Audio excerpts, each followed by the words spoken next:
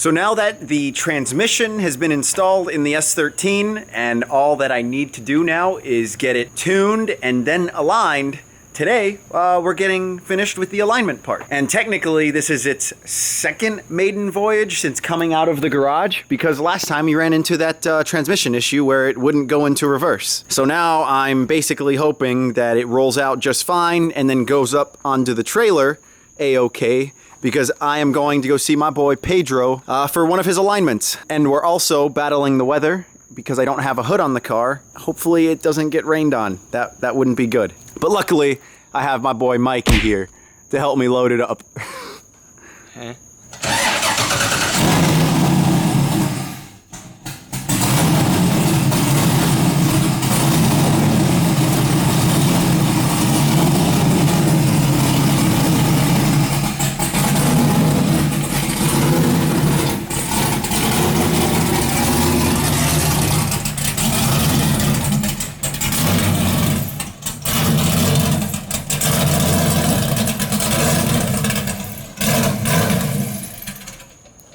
So yeah, I don't think it would be wise to just back up the trailer. I think we'll just pull the truck and trailer up and then just drive this thing up. But it felt like it went into gear just fine. So should be okay.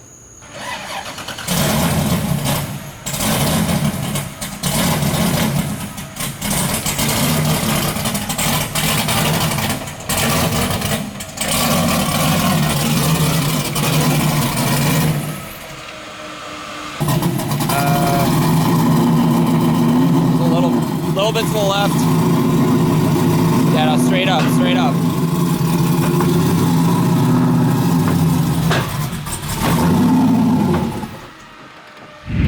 Yes, I said that the car needs to be tuned. I do have the base map from the tuner, and hopefully sometime this week I'll take it to go get its full dyno tune. So yeah, we will get a horsepower number associated with it. But either way, I figured it might as well just be best to have it aligned before we take it to get tuned. And of course, being me, I want to play it safe because, I mean, I don't know how good this base tune is.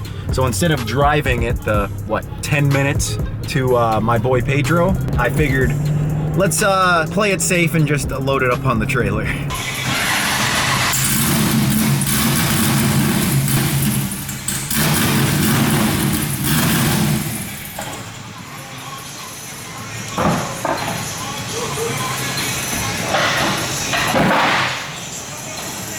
Let's go.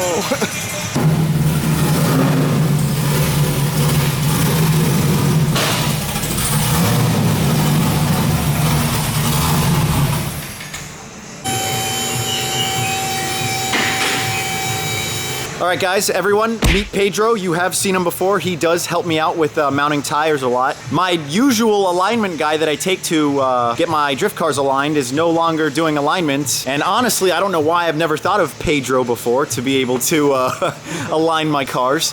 So here we are, visiting him. Here are the current specs on the car. -4, -3, camber up front. Might want to increase that a little bit if possible. And then rear camber in the positives, as expected. It does look like the S13 has positive camber in the rear. But overall, I am kind of worried that the WiseFab is going to prove to be difficult to adjust, at least in the rear.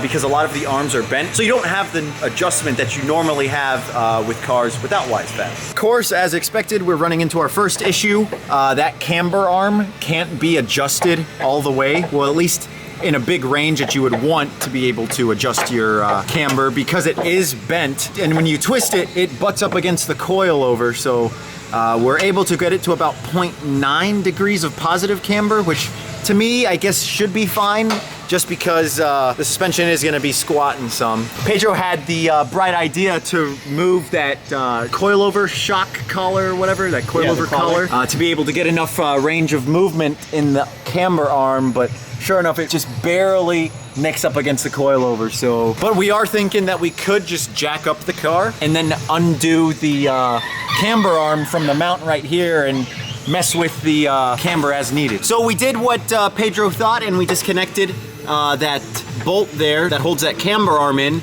and we already did it to the passenger side.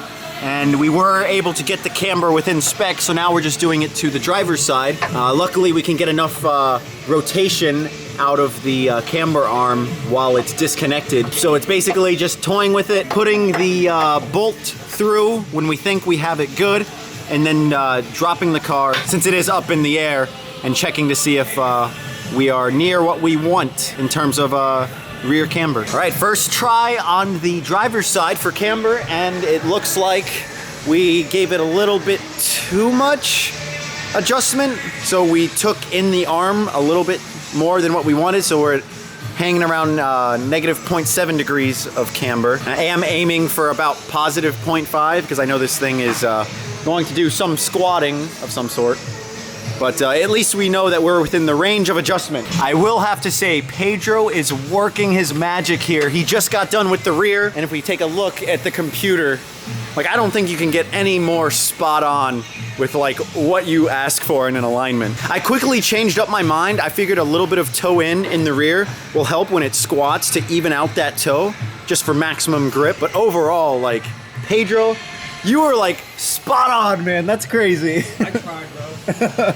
Okay, so now we are knocking out the front alignment. We got driver's side set. A little bit more negative camber than desirable, but overall, I mean, it's a kind of an annoying process to undo the strut tower from up here and then get access to the camber bolts here that allow the top hat to move back and forth, which is where you get your caster adjustability from. Pedro's doing work on the passenger side, moving the camber plate. We don't got too much longer, and then we'll be done. There we go. Pedro's worked his magic. I will probably pay him another visit because I guess drift car alignments are always like changing. You know, you want to change things to how it feels and make the car a little bit more grippier, change up camber, change up toe. So Pedro's definitely not going to be a stranger. Well, he isn't, because I get my tires mounted by him. All right, Alan's gonna be pulling out his car. Stalling. Yeah, let's see how many times he stalls. I predict 3 at least. At least 3? Yeah. My money's on maybe 4. 4 times from here to the trailer. Yeah. Yeah, I'm thinking 4. No, 3. My money's on 4. My money's on 3. I'll bet you McChicken on this. All right. McChicken. Oh. Handshake.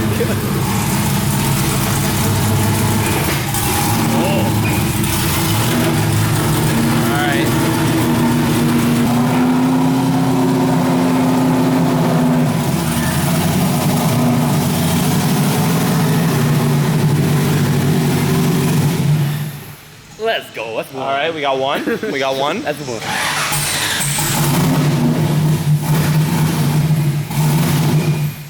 Let's go. Let's We got 2. We got 2. Let's go. We got 3 boys.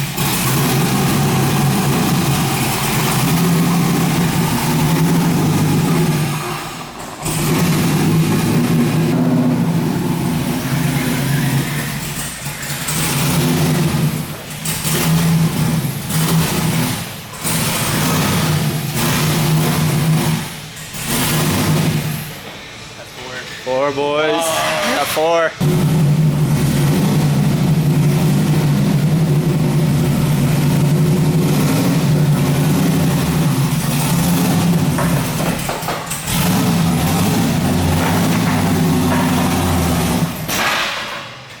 All right, subs. He did it. How many times you saw? Was that 4 was or that 5? 4? I lost count. Did you stop it here on purpose? Yeah. Oh, That's that was all. 4. That was 4. No, he let go of the clutch. No, that was 4. I was right. I tried.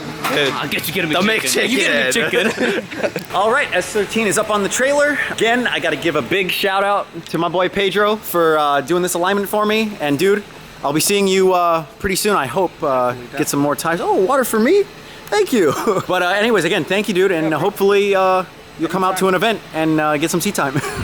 So now I am on my way to Daytona Beach where Redline Tuning is located, who's gonna do the tune on the car. I already have the base map, but now we're gonna go for the dyno tune, which is exciting because I've never been on a dyno and I've never really known how much power my car puts down. I know ballparks, especially for like the F or S, but either way, I'm hoping to see north of 480 wheel. That would be really nice. And I'm just hoping we don't run into many or any issues. All right, so I have the S13 unloaded and we're here at Redline Tuning. S13 is also up onto the dyno. We're just about getting ready to do our first pull. I guess as a baseline, I mean, I don't know the tuning process, but either way, Ian is going to be the master tuner today.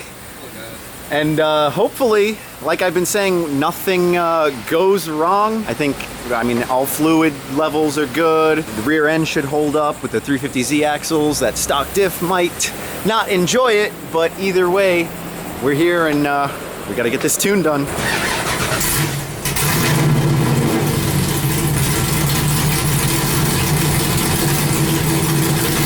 So that first start was just to see how the car idled, and I guess Ian, you said that adjusting this throttle screw? So this is the throttle screw. And that will, I guess, allow more air to go into the throttle body then. Right, so it's gonna open the blade more. Okay, That's cool. how we're gonna set the base idle. Right. And then the rest of the idle we're gonna set up in the tune. Gotcha, okay. So we'll go ahead and we'll start it up now and we'll see how it idles. Okay, perfect. It should start up and at least idle a little bit better. Yeah, well, we'll cross our fingers for that. So Ian's basically set up the idle. Idle's nice. I am having a little issue. It seems like when I turn the fans on, it likes to bog down. I'm sure I'm having something wrong with my alternator, but that's something to be figured out later. But now we're ready to do our first pull, so let's do it.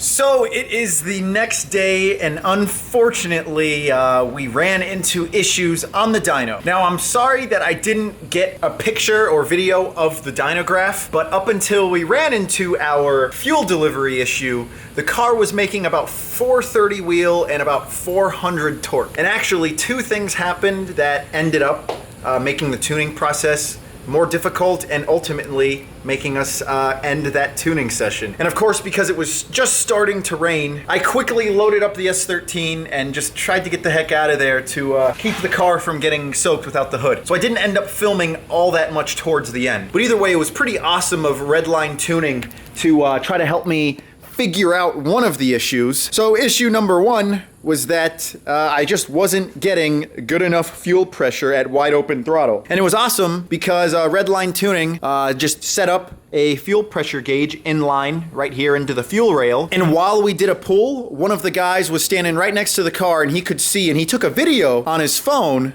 that showed just how wonky the fuel pressure was under wide open throttle. He showed me the video and you could see when we were pedal to the metal, we were bouncing around from like 30 to like 40 PSI. And supposedly you want to be around at least 50 PSI. So in my attempt to fix this, I'm basically going to replace the fuel pump in hopes that it fixes the issue. And luckily I was able to get one that's going to be delivered today.